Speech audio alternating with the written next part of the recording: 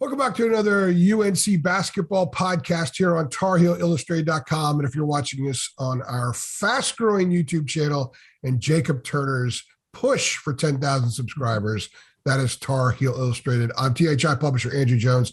And joining me is one of my best friends in the world, one of my favorite people I've ever met in the media industry, 26 years for me, a little bit longer for him, the great Brett Friedlander, who, by the way, I always have a soft spot in my heart for Brett because he covered the 1983 Orioles the last time they were in the World Series. They won the World Series. So Brett is always a superstar in my book, but for a lot more than just that. Brett, North State Journal, covers the ACC, lots of stuff around the state. We'll get into that in just a second. The purpose of this podcast is to talk about Carolina and Duke. I covered Duke for 13 years simultaneously with Carolina. Brett has been around the Duke program for 36 years now, Brett? I started covering Maryland in 1988. So yeah. And then you moved up, and then you moved to North Carolina in the mid 94. So 94, yeah. The Fayetteville Observer, and then Wilmington Star News. And that's where we got to know each other. And yeah. So my friend, Brett Friedlander, welcome to the podcast, my man. Thank you very much. It's always a pleasure and an honor to speak with the great Andrew Jones. Now, that's the first time that's ever been said on one of these, and maybe ever been said just make sure the check's in the mail. Ever. Yes. Just make sure the check's in the mail. You just don't cash it for a while. Yeah, okay. It's post-dated. So Saturday's going to be cool. I just did a radio spot in South Carolina, and I was asked about this weekend, about the price of tickets and all that kind of stuff. And I said, to me, just as a heavy consumer of college basketball, someone who used to read Final Four box scores of the 1950s, okay? Like, I love the sport and I love its history. To me, the moment from a non-journalistic standpoint, maybe a little bit journalism, even though I cover Carolina solely now, when 2 minutes and 45 seconds left in the warm-up clock, when Kay walks to the tunnel, he just kind of walks through, goes along the baseline, walks in front of the opposing bench. When I covered Duke, and I've probably done about 250 games in Cameron, I'd say, I love that moment. And especially when they played non-conference teams, because all the fans, once we started getting phones, right, or phone cameras, when he'd walk by, all the fans are taking the pictures because it was their one-time only treat. And I've seen it like 250 times in there, and I've seen other places too. To me, that's going to be the moment. I just wish Roy would have stayed one more year for no other reason than the handshake. Two Mount Rushmore guys shaking hands after Kay comes out a couple minutes before the announcement of the starting lineups in his last game there. It'll be Hubert, and it'll still be really, really cool. Wish it could have been Roy, though. Couple of things. First of all, I think Roy did what he did because he wanted the moment, because if he would have done it like this would have been Kay's moment. His moment would have been Monday against Syracuse, and it just wouldn't have been the same. I think Roy wanted to go out on his own terms. But yes, it would have been cool knowing that the last handshake last year's last final game, we could have made more of it. Yeah. Number two, the thing about our jobs is that there's a chance we will see history every time we go to a game. You just never know. This is one of those rare occasions where history is going to be made, and the anticipation is going to match the actual event. I mean, it doesn't matter how the game goes. Like you said, this is a guy on the Mount Rushmore of college basketball, and he's going to make that last entrance and then the last exit, because unlike Roy, who always likes to deflect things from himself, this is going to be Kay's moment, and I think Kay is going to bask in this.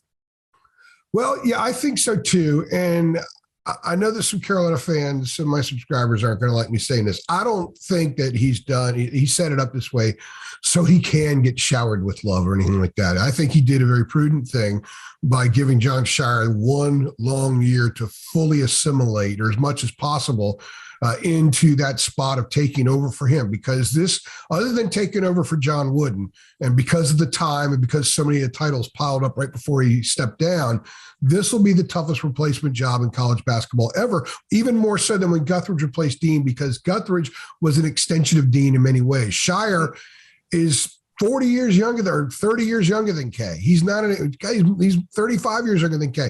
He's not an extension of Coach K the same way Guthridge was. This will be a bigger transition.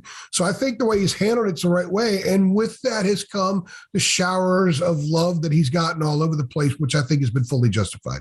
I think one other thing that you haven't considered is that I think that he made a commitment to Paolo Banchero, to Trevor Keels, to AJ Griffin and these guys. They're all one and dones. So they're all going to be gone anyway. And so I think he felt the obligation to coach them since he recruited them, not to bring them there and then leave them with John Shire. And it also gives Shire a full year now to go out and recruit their replacements. So I agree with you that he didn't do it to get showered with gifts and adulation, but you know that he's enjoying the crap out of this. I think so. He's highly competitive, as we both have personally experienced before. Not going down that path in this podcast, but by the way, did you like the Roy ism that I used there? Enjoying the crap out of it. I mean, that's dadgummit. Dadgummit. That's right. And pinky in the finger. We need to throw some Royisms out there today. We got to love on Roy today, because that's kind of what I wanted to talk about. You and I covered those two programs head to head. I mean, I used to tell people one of the most amazing experiences that I have had in my career, and I've done some pretty cool things, and you've done even more. I mean, you've covered Super Bowls, World Series, all kinds of stuff. But to cover, like in December in non-conference time, to cover a noon game with Albany at Duke at noon and Carolina at home that night at 7 against Evansville or something like that, I'd head on over to 15501, do the Duke thing, finish that, get a bite to eat, drive over to Dean Smith and do that. Or the press conferences, especially when they used to be in person, and Duke would have Carolina would have theirs like at 1 and Duke would have theirs like at 4 or whatever it is. You do them both in the same day. There are very few things in life, to me as a sports journalist, that can compare to going from Duke and being immersed in that program, and a few hours later you're over in Chapel Hill and you're immersed in that program. And the unique perspective that we had for years, that I had covering both for years and you still have had, to kind of line them up together, to have one foot in this pond and one foot in the other pond. Very fascinating. And the stuff that I tell people for years that surprises most people, the similarities between the two programs, off the charts. So they look different in the presentation, but behind the curtain, almost identical. And I think that one of the biggest similarities is the passion that both of those legendary coaches brought to the programs. Roy would turn on the waterworks that's when you knew that he loved his team. Krzyzewski will tell you, I love this team, but you knew Roy did, because when he would get so passionate about it that the waterworks would come on, then you knew that was there. The first time I really knew that this was Roy's program was in Denver, the last game of his first season there. They lost, I want to say, to Texas in the second round of the NCAA tournament. The shaved heads. Yes, and it wasn't really his players. All those guys had been recruited by Matt Doherty, and there were some personalities on that team, and I didn't know that they really fit Roy. But after that game, they lost, and Roy just turned on the waterworks about how much that team had grown on him and everything. And my thought was, this isn't the end. This is the beginning. And it turned out that those guys ended up winning a national championship. But that's the kind of passion that Roy brought. Kay is a different kind of passion. Kay is a fiery kind of passion that we recognized in one early morning in Charlottesville, and he's always looking for confrontation, and so it's very different. Like you said, the packaging is different, but it really is the same. After he formally retires, maybe I can tell that story, right? Yeah. I can't tell it right now. Not yet. I think you're 100% right, but I think through that you could see, those are two different tunnels, but they lead to the same point. Yeah. Yeah. And national championships. Look at all the banners that both of them have. It's the core. It's the core. And ultimately that their way is the right way. And I think that in the end, their ways were very, very similar. It had different packaging, but very, very similar. The two men absolutely devoted to what they believe. And they did change. People used to say, Roy is so stubborn. 4 of his last 7 teams had a stretch 4. people just remember the last thing they saw and they think, that's forever. I think the amazing thing about both is you look at the 05 team, Roy won a title with a club that you just talked about. He didn't bring those kids in, but he molded them together. And I think Roy's greatest coaching job ever was getting Rashad McCants on the same page as the rest of the team for the last couple of months of that season, because if he doesn't do that, they don't win a title. Absolutely. I think the greatest coaching maneuver Coach K made, there were two moves. In 2009, Shire and Nolan Smith. When he put Shire at the point in 2009, at the end of that season, because that set up 2010. And then I know that people are going to think this is crazy, but Brian Zubek moving into the starting lineup, making him the they greatest, don't win that championship without him. The greatest ball screener in ACC history, moves him in the starting lineup in February, and they win the title because those two moves. Both these men made incredible moves that directly led to national titles, and they did it in a 5-year window. Yep. I'll still never forget that screen that Zubek put on that poor kid from West Virginia and just knocked him silly that had carted him off the court. I got a concussion just watching that. Yeah.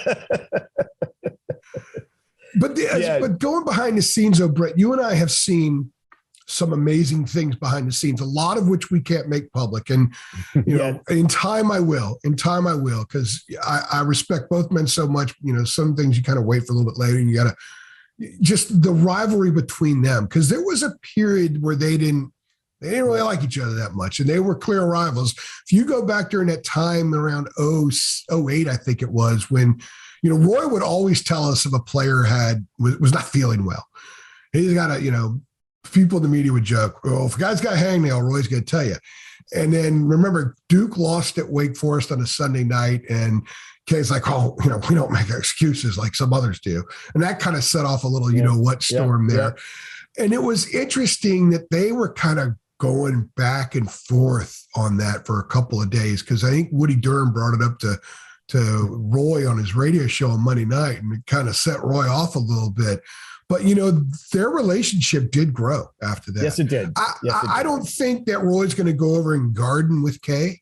No. And I don't think Kay's going to go bounce around NBA arenas to watch Roy's former players together. I don't think they have that kind of relationship.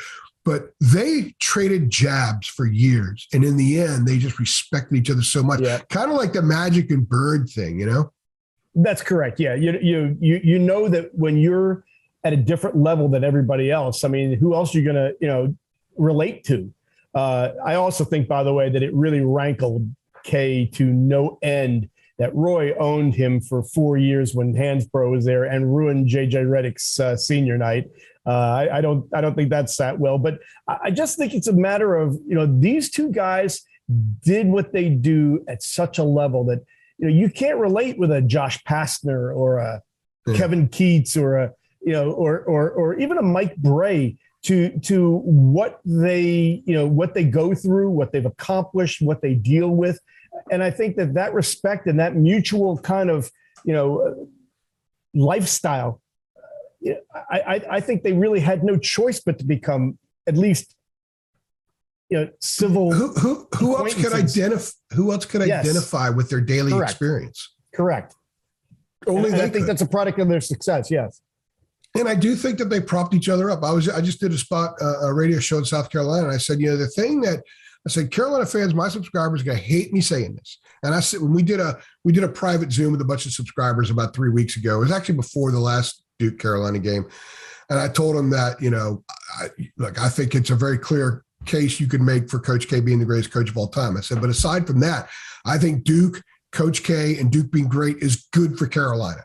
And I think Roy, Dean, the whole aura there, MJ, Carolina, it's branding, Carolina being really good is good for Duke, because after a couple of weeks from now, both K and Roy are gone. There's a lot of unknown that both programs are going to be navigating through. But man, if they continue to win, they will prop each other up. They will help each other stay on the perch they've been for so long. I think they're good. I think these two programs are good for each other, Brett.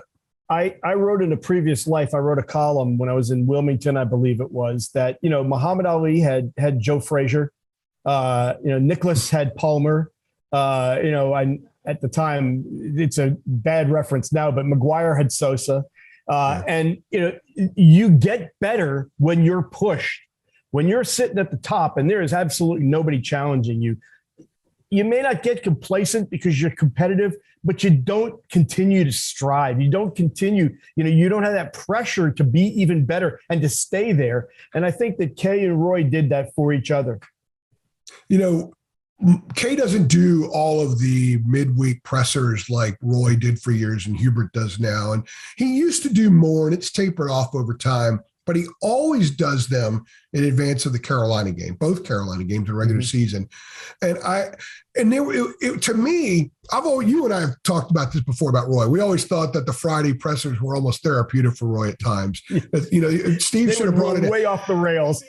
Steve Kersher should have brought in a couch and let Roy just kind of lay down and just kind of tell us what you're thinking, Coach. Kay would kind of go a little bit there too, because he was asked a lot of reflective questions. He was asked a lot of questions to put this in perspective, and it made him think. It wasn't reactionary stuff after a game that you get. It was deeper, more thoughtful Kay. And inevitably, every year or every other year, someone would ask about Carolina and Duke and, the challenge of battling against one another. And part of what I just said a few minutes ago about them propping each other up comes from something that Kay used to say a lot. He said, look, there is a reason why these two schools are so successful in the NCAA tournament. It's because by the time they get there, they've already played 2 Final Four games in the regular season. Yep. Like they play games that you got to look at the season and then carve it out. You and I've covered 1,800 college basketball games, at least in my life. You've probably covered more. I know you've covered more. And there's a level of passion and intensity that you're always going to get on the court.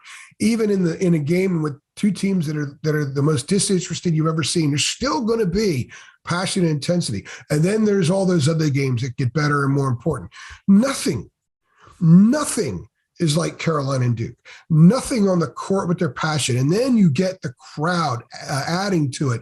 Those kids play 2 games in a regular season that are simply unlike anybody else, anything they play in college basketball. So Kay was right. It was a brilliant, simple thing for him to say, but he was totally right, because Carolina could get to a Sweet 16 against Marquette.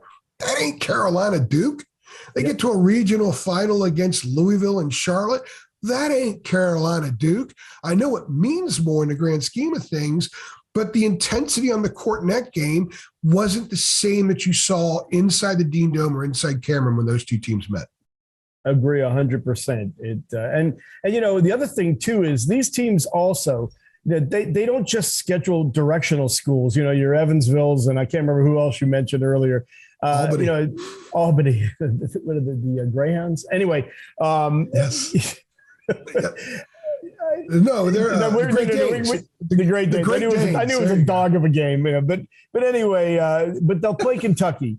They'll play Kansas. They'll play, all these great teams. They'll play ranked teams, and not only, you talk about the atmosphere is different, and yes, the 2 Carolina Duke games are by far totally different animals. But in terms of competition, these teams are. They're ready. They play these kind of games. I mean, and they play them throughout the season, and they don't shy away from anybody. And that, you're right. Maybe it gives them a loss or 2, but when they get to the tournament, they know what to expect. Although I would be remiss if I didn't point out the fact that at least Carolina goes on the road. I wish that Duke went on the road for more true road non-conference games. They stopped doing that in around 99, 2000. And I think that's taken away a lot, because I've covered a lot of Duke road games before in my life. And my favorite was up at Maryland. It's a damn shame that the Terrapins aren't in this league anymore. I was watching Maryland, Ohio State the other day, and there's 6,000 empties in there. And I'm thinking, man, that's not right. I know. Listen, I covered the Terps for a long time, and Cole Fieldhouse was such an incredible place, and it's really a shame. And, it's even more of a shame too that, okay, listen, it's reality. They're in the Big Ten. How did they not schedule Maryland against Duke in the Big Ten ACC Challenge while Kay was there? Send Kay up there. I was at their last game. Yeah. Oh, absolutely. 2013, the last time, it was the last time Duke played at Maryland when Maryland was still in the ACC. And, Pardon me? Was Grievous there? No, it was after Grievous. This was already Turgeon. Grievous left when Gary. I love Grievous. That was a lot of fun. Me too. But, my favorite thing was the thing about the Cameron crazies is if you let it get to them, they will be unmerciful. If you show them that it doesn't matter, that you're going to play along with them. Drew Barry was one of the guys who really loved, giving it right back to them. And Grievous Vasquez did too. And he had some great games at Cameron because he thrived on it. Yeah. Well, very quickly, and we'll get more on the UNC Duke thing, but you know what, Maryland, the new building, it's like 20 years old now. Yep. The visiting press conference room is different from where Gary would have his press conferences. It was right across the hall from the visiting locker room. It was a small space, and you got to kind of hover around the coach. And so there's a local radio guy from the DC area who asked Kay a question about, you going to miss coming up here? And to paraphrase Case, and I'm not going to do a K imitation like you can do it, but he said, no, if they don't want to be a part of us, we don't want to be a part of them. Basically said good riddance. And that's one of those moments that you're like, I wish we had more of him to get more of that refreshing stuff. Because I think in the end, Roy probably wore his thoughts out a little bit more than Kay did. But every once in a while, you could get into Kay and he'd react. And I thought he was actually more reactionary than Roy. And going back to Albany, I actually did an Albany at Duke game. It was like 2004 or something like that. And you've seen this before, and we've talked about this in some of the drives we made going to road trips in the tournament and stuff. A student reporter from Albany was there because whoever played Duke in non-conference, just like Carolina, they always send their student paper because it's the experience. It's an incredible experience, right? And sometimes these kids like, I want to ask this legend a question, tell all my friends back home. I asked Coach K a question, and this kid asked K a ridiculous question, and K made him pay. And the thing I always appreciated about Coach K was he knew it was a young reporter. Some people on the outside will say, that's K being a jerk. He's teaching him something. Mm-hmm. And he said, do you know who we are? Do you know what we've done? And the kid, I swear, ended up this tall by the time K finished his response. But I thought that was kind of cool because you go in there, like K is so ultra competitive that this young kid's going to come here and ask him a twisted question about his team or his program, and Kay's going to remind him who the hell's boss. And Roy did that in his way too, but Kay was a little bit more biting when he did it. A lot more biting when he did it. Yeah, Roy. Yeah, it depends when you caught Roy too. Yes. If they had lost the game, he might be a little bit less, tolerant. Or if they had just played East Carolina and Bryce Johnson had a shot block and they had Kentucky up next, then Roy would kind of let it out too, right? Yeah. That's an inside joke for those of you wondering, what the heck's AJ talking about? So Carolina at Duke in there, you mentioned Hansbrough. He went 4-0. So Danny Green also went 4-0. Mm-hmm. And Danny Green has the most famous picture, I think, of any Carolina player going into that building. King Rice slapping the floor in front of Bobby Hurley was surpassed by Danny dunking over Greg Pauls, who, by the way, was a wonderful guy. Greg was such a nice guy. I enjoyed covering him. And he got, I think he got kind of shafted his last year. The other thing people forget too, by the way, is the Jeff Capel game. Carolina won it. Yeah, I know. So going back to that Hansbrough, the first time that Hansbrough went in there as a freshman, that was the night that Duke retired J.J. Redick and Sheldon Williams. They always say J.J. Redick night. They retired Sheldon Williams jersey that night too. Yep. Two of them.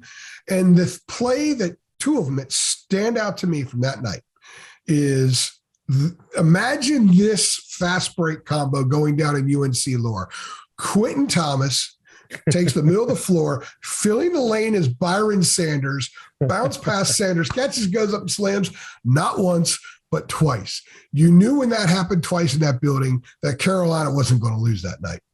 Byron Sanders, whose main claim to fame was that his girlfriend was a better basketball player than him. I can't remember her name, but she was one of two twins who played on the women's team, but who was from Fayetteville when I was working there. But yeah, and isn't that the game that Hansbrough hit the three? Hit the three. Yeah. That's what I remember about that game. I remember after that game, because the visiting locker room at Duke is so cramped. Mm. And Erin Andrews was with ESPN, and she covered the game. She was interviewing Tyler. You have to go down the steps to get to the locker room, and it's at top of the steps. And right in that side, that doorway, it's still a cramped little, everything's cramped there, right? And Erin Andrews is interviewing Tyler, and Tyler's a kid. He's a freshman, and he's bouncing people off all over the place in the lane. He's the bull in the china shop, but he's still a kid. And this is when Erin Andrews was probably at the peak of her fame. and she's interviewing him, and his eyes are just bugged out. And it's like he didn't know what to say, and he's oh my gosh, Aaron Andrews. In other words, 4 years later, he was the celebrity. At that point, that he was starstruck because she was a celebrity.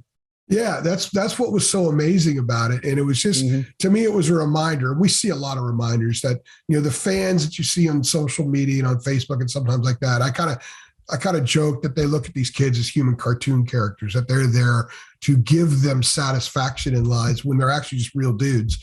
And that was one of those real dude moments. There were a few with Tyler, but that was a real dude moment with Tyler where it's like, this is Aaron Andrews. And forgetting the fact that he's a first-team All-America as a true freshman, one of the greatest freshmen ever in ACC history. And that was all that night. And he had just won in Cameron Indoor Stadium. And what got to him? Aaron Andrews was interviewing him after the game. So what are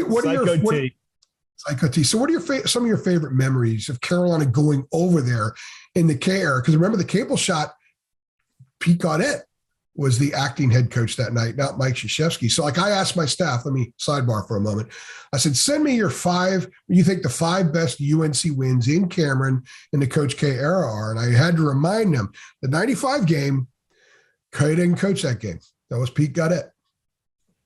The things I remember most about that game were Stackhouse's dunk early in the game when Carolina roared out to a huge early lead. And then, of course, you see the replays now, Vital just going crazy. And Serge Zwicker missing the free throws that allowed Capel to make that shot. I don't remember a thing about the overtime because if you remember right back then, we had really tight deadlines, and I was I was working for the Fayetteville paper. Capel was from Fayetteville, and so he messed my entire story up. And now I'm basically typing the whole overtime. I remember those days. You know what else I remember? I remember Jason Capel making threes, just raining threes, and then running in front of the Duke bench, giving it the little threes symbol. I don't even remember if they won that game or not, but. Were you at the 98 game? The 98 game when Carolina was up 17 in the second half? It was Wojo's last home game. Oh, yes. And Elton Brand had just come back from an injury. They put him in the game, and they ended up winning that game. That was a famous hug between Wojo and Kay. And actually, that kind of jump-started them to a Final Four, I believe. 98, they lost the regional. They blew Kentucky. A big lead to Kentucky. Yeah, in St. Petersburg. Yeah, so Brendan Haywood. So Brendan Haywood's a freshman, and he missed 2 free throws late in the game. And I'll never forget standing next to him in the locker room, and some reporter asked him, "Those 2 biggest free throws you ever missed?" Why would you even ask that question? He's a freshman. Of course they are. But Haywood said no, because I missed 2 in an AAU game last year that were bigger. And I'm like, man, this is a changing era. So when Brendan was with the Bobcats, I asked him about that a few years later. It was probably 12 years later. I was covering the Bobcats some, and I asked him about that. He just started laughing. He said, yeah, those are the 2 biggest free throws I missed. His priorities changed over time. My favorite Brendan Haywood story came in Seattle after they lost to Harold Arsenault and Weber State in the first round of the NCAA tournament. Vasco Evtomov had the game of his life. They still lost. And as they're walking off the court, I believe it was Ed Cota got a hold of a stat sheet and looked down and saw that Brendan Haywood did not have a rebound. He had the same number of rebounds, by the way, as Wicked Wanda. Wicked Wanda. So Cota looks at it and says, "Man, you're 7 feet tall. You should at least get 1 bleeping rebound by accident." Oh my gosh! So, what is your favorite thing about Carolina at Duke? The one thing that you always made sure you look for, because we do that in our profession. For me, I do it because I have a moment where I always give thanks and appreciation for being there. And there are some people in my life that have been instrumental and huge in allowing me to do this, because it's a crazy profession. Yep. Crazy time, crazy hours. But when I'm there in this game, there's something that I always think about for 10 seconds and make sure I connect myself to all the other ones that I've done. What is it for you? And I do have one of those. But let me just start by saying, when I first got here in 1994, I believe it was going to a regional first-round game in Charlotte in either 95 or 96. I'm on the shuttle bus from the hotel to the arena, and Frank DeCenzo, the great former columnist with the Durham Herald-Sun, the greatest storyteller ever in North Carolina media history. And always the fastest, the first guy out of the press room. I mean, he could knock out a 600-word column in a heartbeat. But anyway, Frank turns to me and says, "Do you know how lucky we are?" He says, "There are guys in our profession who have never been to a Final Four." He says, "We get a chance to go every year. We've got, with Carolina and Duke, we have an opportunity to start every year knowing that we've got a chance to go." And being able to cover Carolina at Cameron and also at the Dean Dome, but especially at Cameron, is one of those, you realize very early in your career how lucky you are to be able to do that. And the thing that reminds me of that every year, and to do it now, you have to kind of take a detour because they've got you parked over there in the science lot on the other side of Cameron, on the other side of campus. But it used to be you parked on the concourse of Wallace Wade Stadium. Yeah. And to get to Cameron, to get to the media entrance, you had to walk through Krzyzewskiville. And at that point, they're all lined up. All the tents are there, and it's just absolutely, and the stench is, anyway. The smell of alcohol and cigarettes. The alcohol, cigarettes, and body paint, and perspiration from people who haven't taken a shower in 2 months.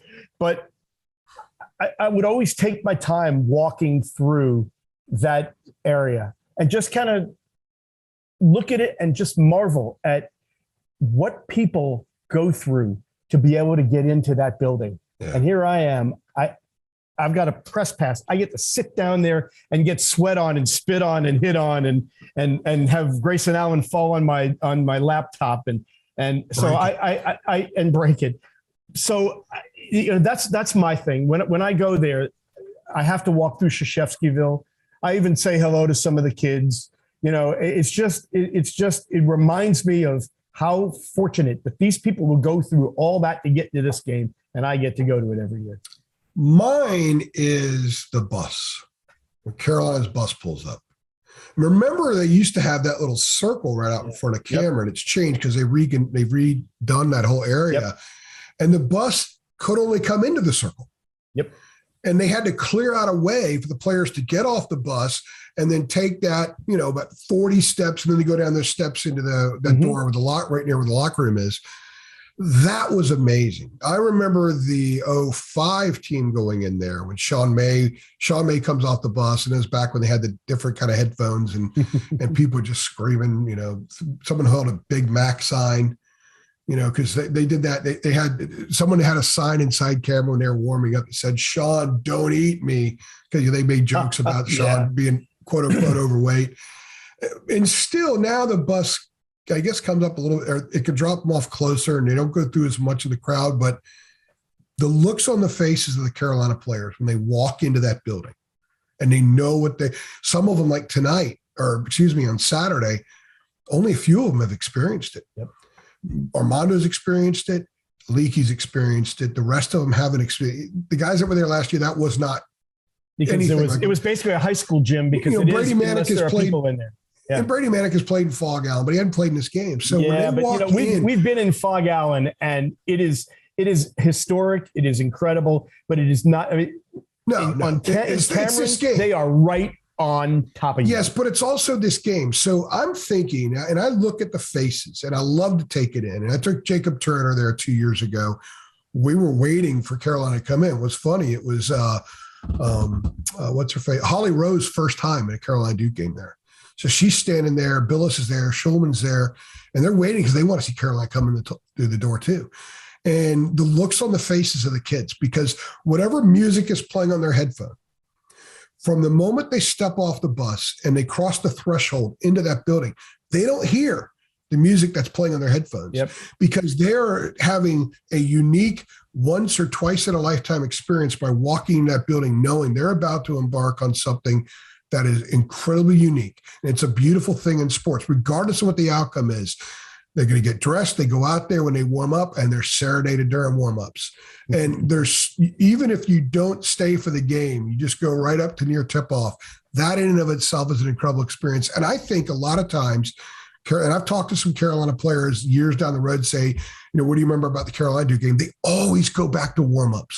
They always go back to how packed it is and how the students will isolate a different player for a minute or two to harass the hell out of them and then move on to another one. They're prepared for each one of them. They know insight about each one of them. Yeah, but you know what? They always talk about the warmups and the pregame stuff being just more unlike anything else that they've ever experienced. Maybe even more than the actual game in some respects. They got a cheer sheet now, though. Back in the day, they didn't need a cheer sheet. They were even more creative and spontaneous than ever. So they weren't restrained back in the day either. No, that's true. Now. That's true. But I mean, as far as all the intel and everything is concerned, they all did that on their own. Now, they get handed a cheer sheet. They don't have to do quite as much. So I know. And I've seen in the cheer sheet, it's kind of that. One of my biggest disappointments covering a bunch of games there was the first time I saw a cheer sheet. Yeah, it's like, really. This is choreographed that much. That takes away from it. It's kind of lame. Yep. But the intensity, I think sometimes when you're doing Georgia Tech and Duke and Georgia Tech is bad, I think sometimes they amp it up a little bit because it's part of the shtick and they're trying to keep that shtick elevated at a certain level.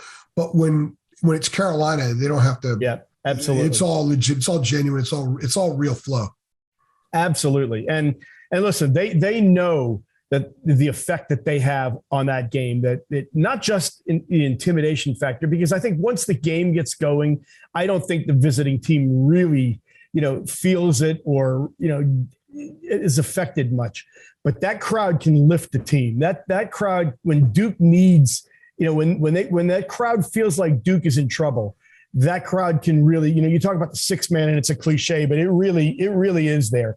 And then the other thing is, and, I don't want to get too much into the whole, Duke gets all the calls, but listen, the guys in stripes are our subscribers won't mind if you go down that path.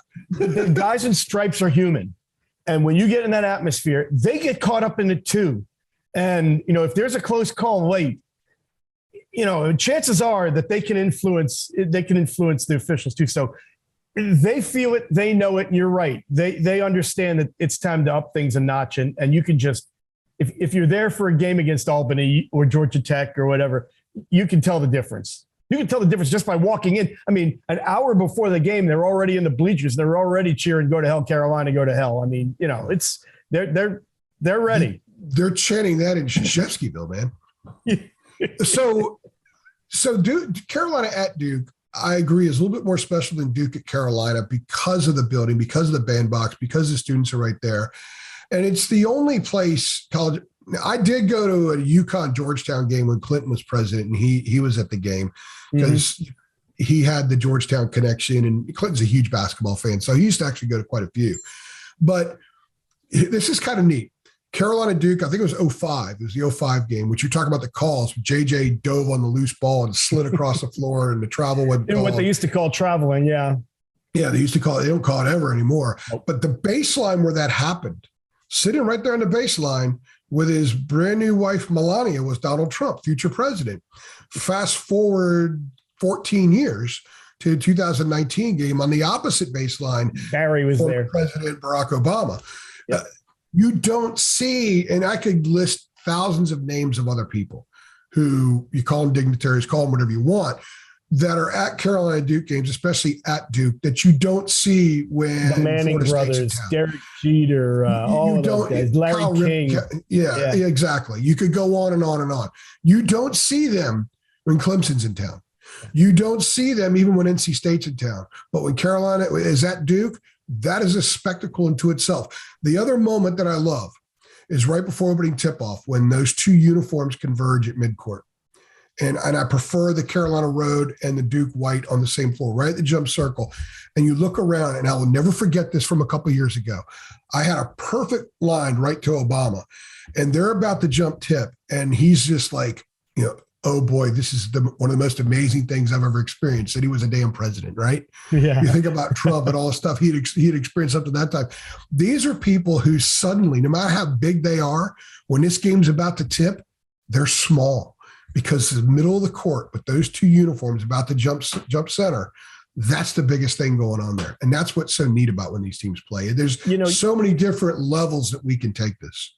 You talk about the things that you remember and about Carolina and Duke at Cameron. And the more we've talked about this and about, the atmosphere in the pregame, it just kind of came to me. You know what? One of my, I don't know if favorite is the right word to use, but one of the most lasting memories I will ever have of the rivalry, the game, the atmosphere, the whole thing was the game that they played right after Eve Carson was killed, the UNC student body president, and how both teams and both coaches came together at midcourt for a moment of silence. And it was almost like, we have a rivalry, probably the best rivalry in all of sports. We want to kill each other. We want to just beat the daylights out of each other. We don't like each other. Our schools just don't, oil and water. But yet we've got a common humanity, and we're all in this together. And I thought that was very, very cool. Well, and also after Dean died. That's true too. Yes. And there's a picture. It's pretty awesome.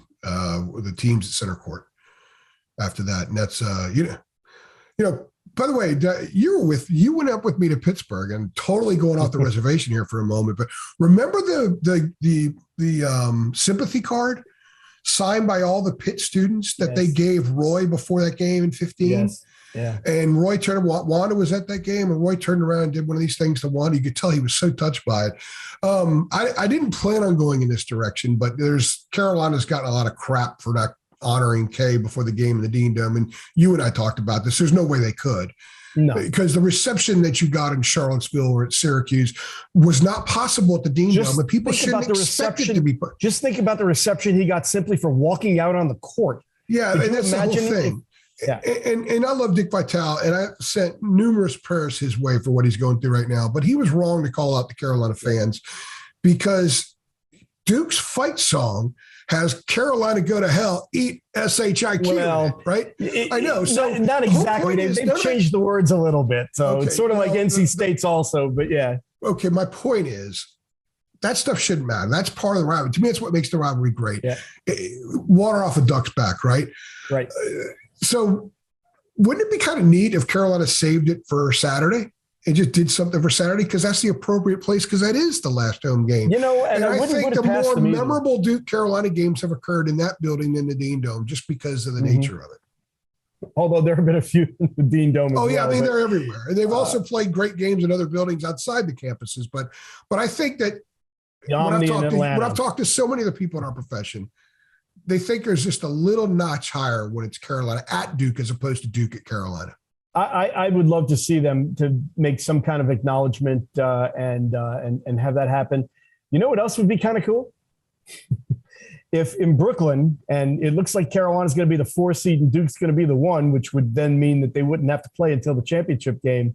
No, semifinals, sure. 1 and 4, yeah, 1 and 4 in the semis. Too bad. Okay, yeah. I think Carolina's going to be the 3 probably.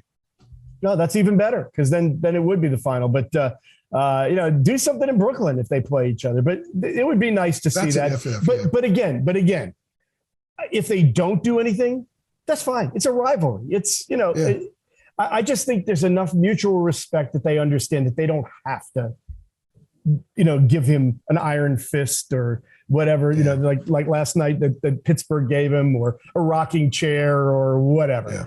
It's kind of one of those things where it's kind of unspoken. You just know. Yeah, I agree. With it. And it's just stuff for people to. And the other thing too is I don't think Kay cares. I don't think he took it as a slight.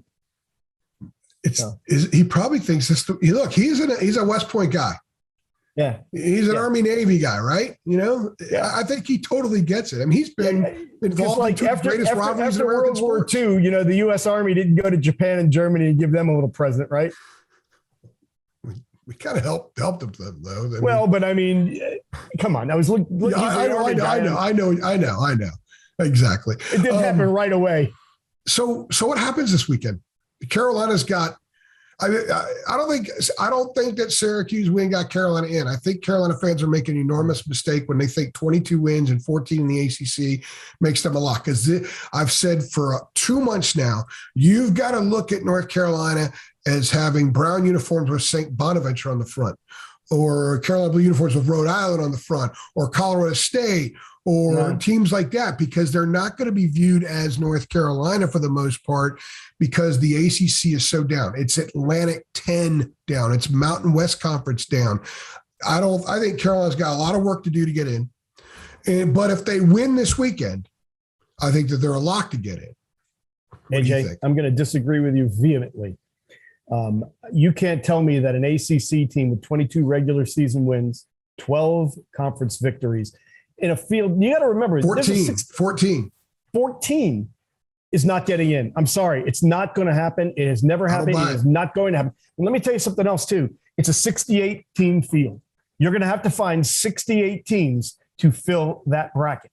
And you can talk all you want about quad 1, quad 2, quad whatever. I think that has more, that will have come into play as far as seeding is concerned, as opposed to getting in. I think both Carolina and Wake Forest are solidly in the field. If you want to put them as an 11 seed and you want to put them in Dayton, that's fine. They're in. And their strength of schedule is going to go up again, win or lose on Saturday. And, as long as, they're in. It's just a matter of where they're going and where they're seated. They're the most discussed team in the country. And whenever you hear something else too, hold on, whenever they come up, the reasoning is always why they shouldn't be in. Yeah. And here's the thing that changed it for me a couple of weeks ago was when they lost to Pitt. Because before that, you could say, look, they haven't lost to a team that they weren't supposed to lose to. I get it. Even with with the routes getting beaten by so many points in some of these other games. But if you look ahead of them, like there's only 2 teams ranked ahead of them in the NAT that have a Q4 loss, okay?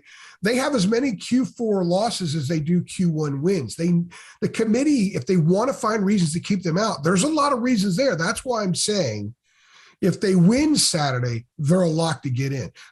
No matter what happens in Brooklyn, they could lose to Wake by 100 points in Brooklyn, or whoever they play, Miami, whoever they would play that Thursday. They would probably play Wake, yeah. If they win Saturday, not only are they a lock, but I think the committee would love to have them in the 8-9 game matched up with Gonzaga, put them as an 8 against an overseeded 9 so Carolina can win. CBS and the NCAA got to recoup some lost funds from the last 2 years. Imagine a Gonzaga-Carolina game in the second round, 8:30 on Saturday night.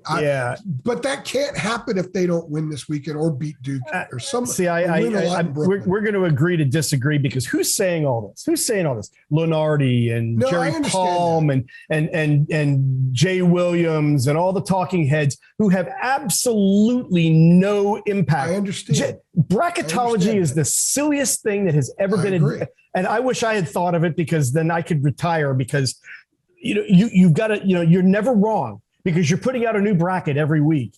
And, once you get to the end, like next week when they start putting them out, you're not going to know who 63 of the 68 are already. Oh, I know. So you're going to say, I got those. So there's that. Lunardi will have a team in. They're all charlatans. February that doesn't even get in. So and it's all clickbait.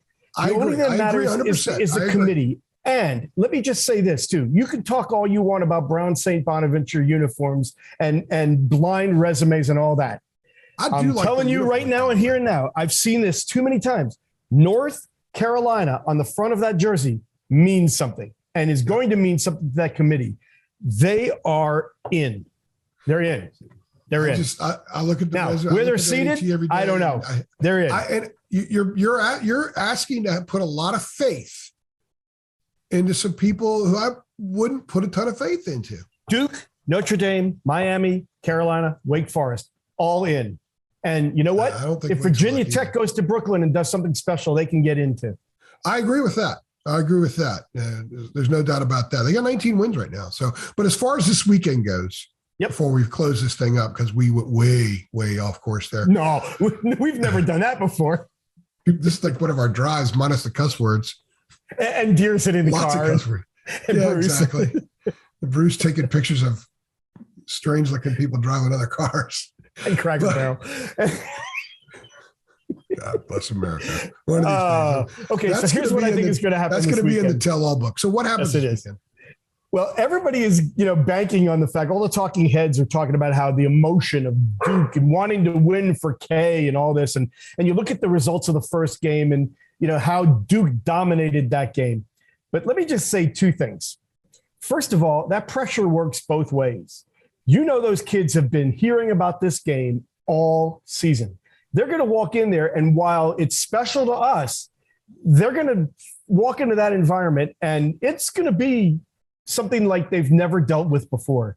I think Duke is under tremendous pressure, and I think Carolina, because it's a game, I still say they're already in, and it's a house money kind of game that if they lose it, they're not hurt, but if they win it, they could really enhance their situation. I think Carolina goes in there, loses everything, and I agree, and plays extremely well. And here's the other thing too: Caleb Love had an absolutely horrendous game that first time, and if Caleb Love, you can say what you want about Armando Bacot, you can say what you want about Brady Manick, you can say what you want about Leaky Black's defense. Carolina goes as Caleb Love goes, yep. And if he doesn't turn the ball over, and if he shoots halfway decent and gets other people involved, Carolina can win this game. Oh, I agree. And by the way, for the record, I'm not saying they have to win to get in. I just say if they do win, that they're an absolute lock. Oh, absolutely. I mean, that's the. So I think that there's a path, and it's not an extremely difficult path. They can lose competitively and still get into the field. I agree with you 1,000,000,000%. This is one of those rare moments in time where North Carolina could insulate itself in a little tunnel, a little tube, and go into a game and sort of have a chip, an us against the world thing. Yep. Because everybody's focus is not going to be on them. It's going to, except with respect to the bubble, it's going to be on Kay. It's going to be on Paulo, the 100 former players that are going to be back, all the dignitaries that are going to be there. And people are going to start showing up Thursday for this thing. Hell, probably start showing up Wednesday night. We're taping this on a Wednesday afternoon, so we're going to run it hopefully later tonight.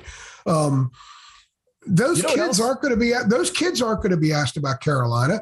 They beat them by 20 in their building. No one's going to ask them about Caleb Love. Yeah. They might get a question or two about Armando or Leakey's defense, but that's it. It's going to be Coach K. It's going to be playing here. Reflect on your year. Reflect on your experiences with Coach K. And that kind of puts guys into a different mindset. Now, if anybody is capable of finding a way to get his team's focus completely shifted and to turn all of that into a positive, but look, they don't respect this game. They're not talking about that game. He could get that out of him. Coach K can get that out of him. But I think that's a huge task. Because 18, 19, 20-year-old kids are what they are. And we've seen Duke roll out in that arena this year and not exactly bring an A or a B absolutely. game with them. Look at what happened in the second half against Wake Forest. Well, look what happened in that building against Virginia. Look what they almost lost to Clemson at home. Yeah. Another potential X factor that didn't really make a dent in that first game is Puff Johnson. And not only does he bring an element and an extra body and a guy who didn't play in that first game, who's really starting to come into his own. But he's been in that atmosphere. He's seen it. He's felt it. He hasn't played in it. He was behind the bench a couple of years ago. Yeah. So it's not going to be foreign to him. Hubert's not going to put Armando and Paulo to start the game. And Armando's not going to pick up 2 quick fouls because I agree with you. If Caleb, it's clear. Every time he scores 20 or plus, they win. Every time he has 5 or more assists, they win. Caleb is clearly the engine. He is the most important player. Remember what he did in Cameron last year. But Armando helped set a toughness tone for this team. And he can't do that when he's sitting on the bench. He can't do that when Brady's the 5 and Leakey's the 4 against that team. Yeah. I think that there are a lot of bad matchups for Carolina in that game. I think Carolina can present some bad matchups. I think that if Caleb is playing in the right frame of mind and he's on point, Duke could have a tough time checking him. What is Duke's Achilles heel? What is their the real weakness? It's point guard play. Yeah. So if Caleb was on his game, they're going to have a hard time checking him. There's also a degree of moxie and screw you that Caleb Love has. We talk a lot about in our drive. It's a different word, but in this podcast, it's screw you. I think it rhymes with cojones. You've got to have Carolina wins games in Cameron when they have screw you guys. Yeah. Guys that just say to the opponent, screw you. Yeah. I'm going to do this. And Caleb Love has shown healthy snippets of screw you in his game in the last 5 weeks. He actually did it before the Duke game when they played Louisville, but only in small snippets. He's done it in bigger ones lately. And I think that he's starting to come into his own. I think one of the things that Hubert's done a really good job with Caleb is he's allowed Caleb to be Caleb and give him time to figure it out. Just because Caleb hasn't satisfied the timetable of Carolina fans doesn't mean that he's not on the right course. I do think he's on the right course figuring out. It's just taking longer for everything to consistently come together than people would have preferred. But part of that process, Brett, is letting Caleb be Caleb. I've covered every game. I've noticed he's talking on the floor more. At Louisville, I mean, he's having it with some fans. At Clemson, he's having it with some fans. In Castle, he's having it with some fans. I think Caleb can have it with the Duke fans Saturday night and not take him away from his game, because I think that's part of his game.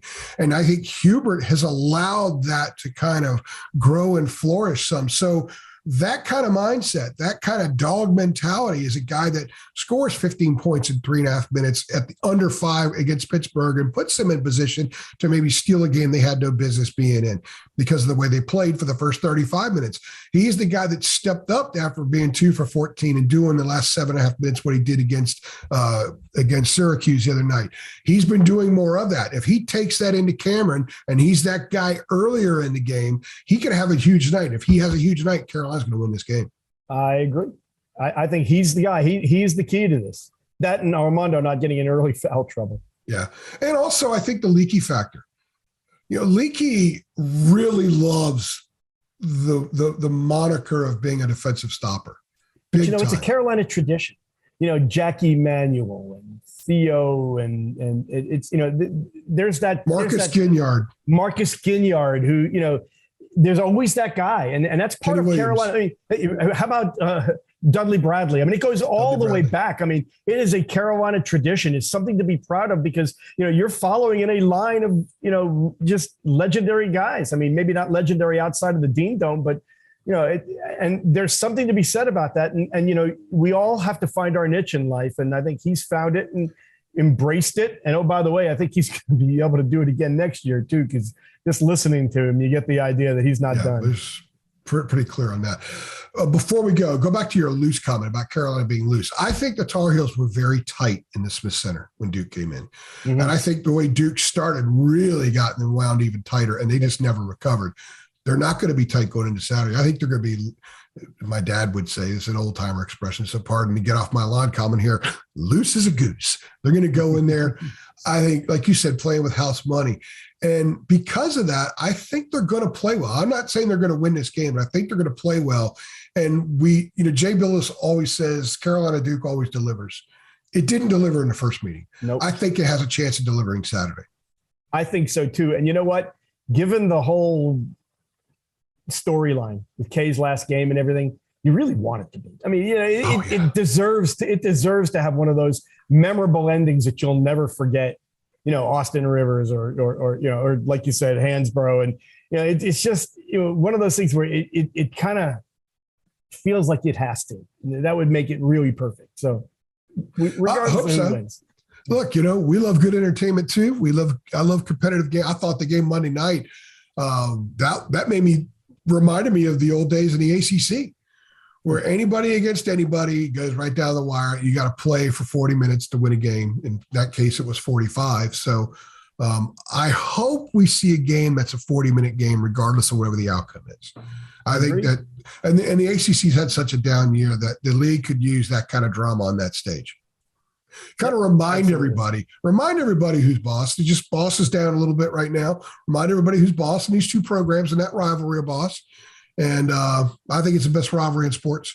Some people push back on that because they say college basketball is not as big as it used to be. It doesn't take away from this rivalry. Actually, the way that illustrates why this rivalry is so great, because this game still gets the same kind of attention it did in the years past.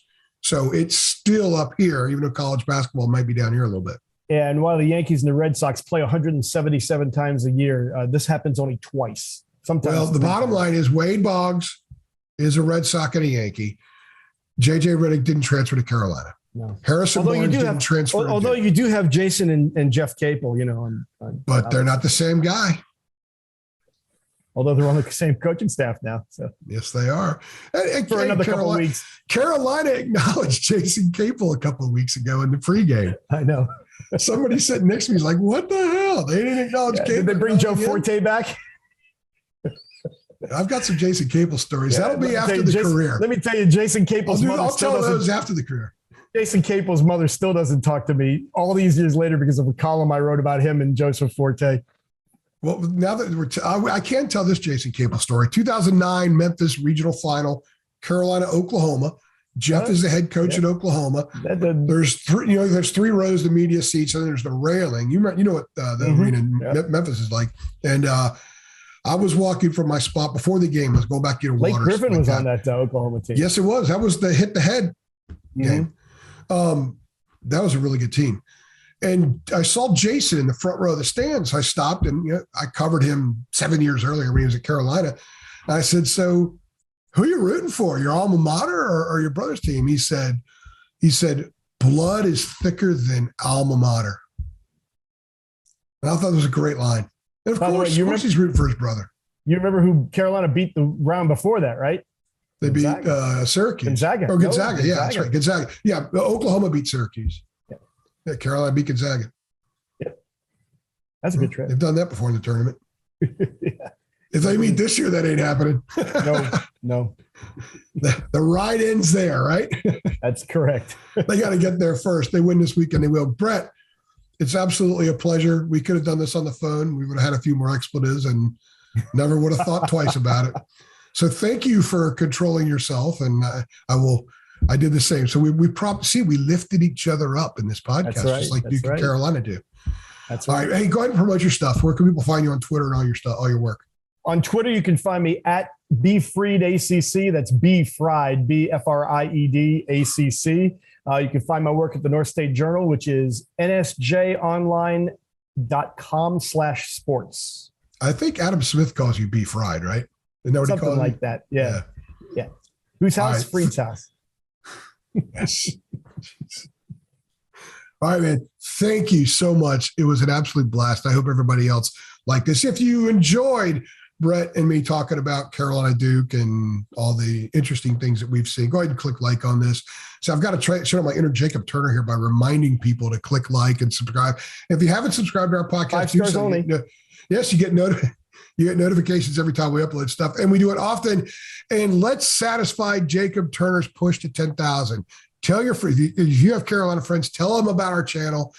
Tell them about our site, TarHeelIllustrated.com. It's just $8.33 a month. With the current rate we're going, that could be the price of 1 gallon of gas here pretty soon.